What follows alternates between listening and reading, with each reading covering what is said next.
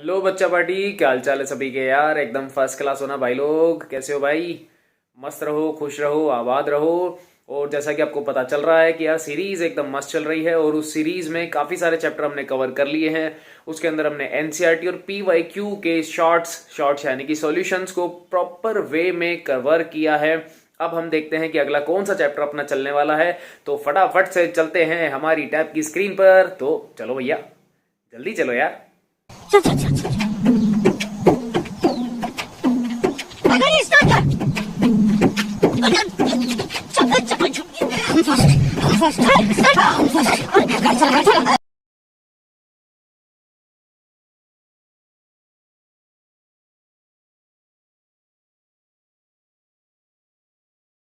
Question number 34 देख लेते हैं क्या कह रहा है, जल्दी से देख लो।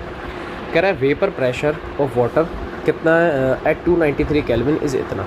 ठीक है भैया, कोई दिक्कत वाली बात नहीं है। एमएमएचजी आप जानते ही हो, ये वेपर प्रेशर का यूनिट है। ठीक है, कह रहा है calculate the vapour pressure of water. Okay, निकाल लेंगे, कोई दिक्कत नहीं है। वैन 25 ग्राम क्या है glucose dissolve in 450 gram of water. कहना क्या चाह रहा है बस वो समझो एक बार आप। सबसे पहले जो गिवन होता है उसको साइड में कर लो। आप लोगों को वेपर प्रेशर दे रखा है किसका? सॉल्वेंट का, क्योंकि पानी यहाँ पे सॉल्वेंट है। मैं दिखा देता हूँ, देखो ये जो अंकल हैं ये तो है सोल्यूट और वाटर जो है ये हमारा क्या है बेटा? सॉल्यूशन। सॉरी सॉल्यूशन नहीं है, ये तो सॉल्वेंट है। ठीक है, तो एक तरीके से आपको सोल्यूट दे रखा है, सॉल्वेंट दे रखा है। दोनों के मास पता है। ठीक है, मास पता है, मोल्स वोल्स बन जाएंगे, कोई दिक्कत नहीं है। वेपर प्रेशर ऑफ वाटर आपको दे रखा है, इसका मतलब मैं ऐसा बोल दूँ कि आपको पी नोट यानी कि vapour pressure of pure solvent आपको ये दे रखा है। Vapour pressure of pure solvent दे रखा है कितना? 17.535 mmHg आपको ये दे रखा है। क्या दे रखा है? पी नोट दे रखा है। और पूछा क्या है आपसे? Calculate the vapour pressure of water at. अब देखो फिर से वाटर का पूछ रहा है, लेकिन क्वेश्चन की लैंग्वेज को थोड़ा सा समझना। यहाँ पर एक्चुअलिटी में वाटर का नहीं पूछ रहा, वो यहाँ पर आप लोगों से पूछ रहा है सॉल्यूशन का। उसने बोला है कि ग्लूकोज को हमने डिसॉल्व कर दिया किसके अंदर? पानी के अंदर, तो क्या बनेगा? सॉल्यूशन बनेगा। तो सॉल्यूशन का आपसे क्या पूछ रहा है? वेपर प्रेशर, जिसको अपन टोटल प्रेशर भी बोलते चलते हैं, या फिर सॉल्यूशन का प्रेशर जिसको अपन ने PS से डिनोट कर रखा है। याद होगा क्या लगने वाला है? RLVP। ये अपने को सिंपल सा स्टेप लगाना। RLVP अपन जानते ही थे, पता है, हरकतें दिख रही हैं कि यही पूछेगा बार बार। फार्मूला क्या होता है? फार्मूला बेटा सिंपल सा है, पी नोट माइनस का पी सॉल्यूशन अपॉन में पी सॉल्यूशन इक्वल होता था N2 अपॉन में N1। यही होता है अपने पास में, N2 अपॉन N1। N2 क्या है? N2 क्या है? मोल्स ऑफ सोल्यूट, और N1 क्या है? Moles of solvent. यही है ना? अरे यही है ना, या कुछ चेंज करना है? यही है या फिर कुछ चेंजमेंट करवाओगे? बता दो। यही है, जर्नली होता तो यही है। अब तुम लोगों का भरोसा नहीं, कुछ भी करवा सकते बाकी तो। चलो ठीक है, मैं लिख देता हूँ उधर नोट्स में, उनको पता है। ये होता है बेटा मोल्स ऑफ सोल्यूट। ठीक है, और ये हमारे पास में होते हैं मोल्स ऑफ सॉल्वेंट। बढ़िया, रखें वैल्यूज़। चलो रखने स्टार्ट करते हैं। पी नोट क्या दे रखा है? पी नोट आपको होगा सर 17.535 माइनस PS तो पता ही नहीं, अननोन है। अपॉन में फिर से PS इक्वल में क्या हो जाएगा बेटा? N2। अब मोल्स कैसे निकालते हैं? यहाँ पे मैं लिख रहा हूँ बेटा, मोल्स का फॉर्मूला क्या होता था? गिवन मास अपॉन में क्या लिखोगे? Molar mass. यही है, तो आ जाओ। सबसे पहले तो N2 का लिखना है, तो W अपॉन है, ये तो आपको पता ही है। इसको W से और इसको M से रिप्रेजेंट करते हैं, तो यहाँ लिख देता हूँ W2 अपॉन में M2 इंटू में N1 के लिए आ जाएगा बेटा W1 अपॉन में M1।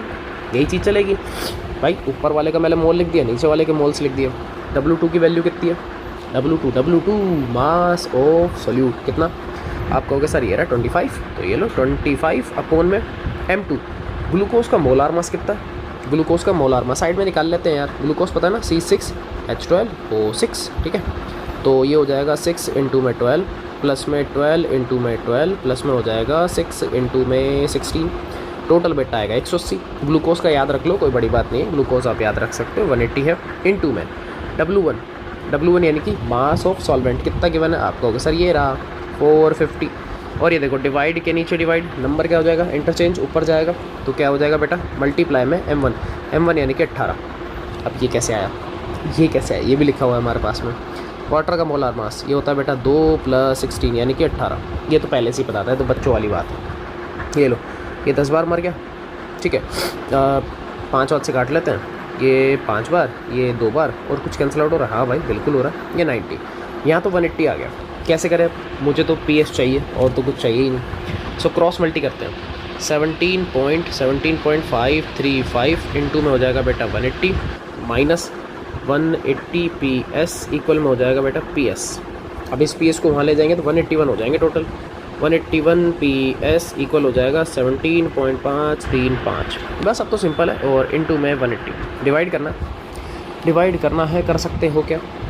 राउंड फिगर चलाना है तो देखो 1 सेकंड में आंसर है, अगर आपको राउंड फिगर चलाना है, क्योंकि 181 और 180 लमसम 1 टाइम्स कैंसिल आउट हो जाएंगे। बाकी स्टिल ठीक है, प्रॉपर कैलकुलेशन करेंगे, कोई दिक्कत तो है नहीं। पकड़ो इस अंकल को पकड़ेंगे और ये यहीं चला देता हूँ थोड़ा सा, जस्ट वेट। तो 17.535 इंटू 180 और डिवाइडेड बाय कितना? 181।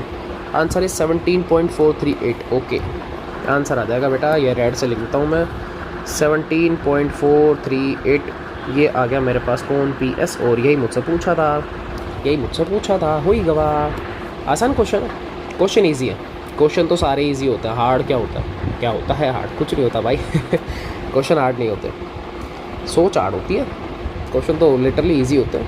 ठीक है, 35 करें? 35। ओके, आ जाओ। क्वेश्चन रीडिंग करते हैं भाई। कह रहा है कि हेनरी लो कांस्टेंट, ओहो स्टार्टिंग के अंदर ही कांस्टेंट की बात हो रही है। और ये जो हेनरी लो कांस्टेंट है किससे रिप्रेजेंट करते हैं? आप कहोगे सर KH से, पता है तो कोई दिक्कत नहीं है। Henry law constant for the molality of methane in benzene. Molality नहीं बेटा, यहाँ ये टर्म मिस हो गया है, ये मिसप्रिंट है, गलत टर्म है। इसकी जगह इसको लिखना चाहिए था सॉल्युबिलिटी। तो मिसप्रिंट है, हो जाता, कोई दिक्कत वाली बात नहीं है। NCERT वाले अपने ही बच्चे को, टेंशन वाली बात नहीं है। सब अपने करके आदमी है। So Henry law constant for the solubility of methane in benzene, यानी कि अपने को मिक्स करना है, सॉल्युबल करना है मैथेन को, किसमें? बेंजीन में। टेम्परेचर आपको दे रखा 298 इज़ 4.27 और 10⁵ mmHg। ये बेटा आप लोगों को KH की वैल्यू दे रखी है।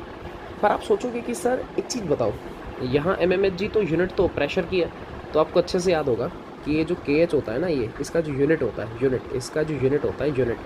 यूनिट ऑफ KH, ये किसके इक्वल होता था बेटा? आपको अच्छे से पता है, यूनिट ऑफ प्रेशर। ये आपको अच्छे से पता है, ठीक है।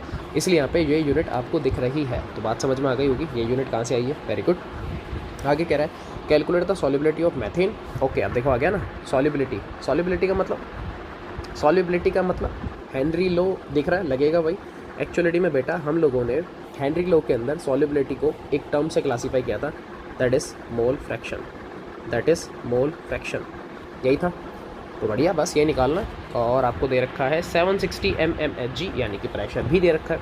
तो ये तो बहुत आसान है यार। एक सेकेंड रुको, फॉर्मूला हम लिख देते हैं कि pressure is directly proportional to mole fraction, या फिर P is equal to KH into में X। यही होता था। आप लोगों से X पूछा है, ये क्वेश्चन मार्क लगा दिया मैंने, तो चलो करते हैं। X इज़ इक्वल टू हो जाएगा प्रेशर, यानी कि 760 अपॉन में KH की वैल्यू 4.27 इंटू में 10⁵। अरे यार, ये तो एक लाइन का क्वेश्चन था, लेकिन करना तो पड़ेगा यार।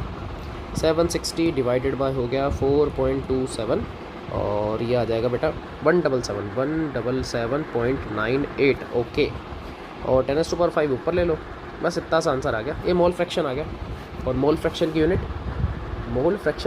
पता है ना, मोल्स होती है ना। खतरनाक बच्चे यार तुम लोग। अबे मोल्स नहीं होती, यूनिटलेस होता है। यूनिटलेस, नो यूनिट, कोई यूनिट नहीं है। मोल फ्रैक्शन में mole upon mole cancel out हो जाता है, जैसे आराम हो जाता है। ठीक है, तो कर लिया होगा, बस ठीक है यार, आसान है, कोई इतना बड़ा था नहीं। छोटे छोटे से 2 क्वेश्चन डेली 2 आते रहेंगे और चिल करते रहो, मज़े मारते रहो। शॉर्ट लेक्चर चल रहा है, टाइम स्टिल बहुत ज़्यादा शॉर्ट है, इस वजह से थोड़ा सा ऐसे ही चल रही है वीडियोस, ज़्यादा नहीं, 5 to 7 मिनट्स। 2 क्वेश्चन पे सॉल्व होगा, बस चिल करो, इजी करो। ठीक है, तो चलो मिलेंगे अपन फिर नेक्स्ट वीडियो में, तब तक के लिए भैया जय हिंद।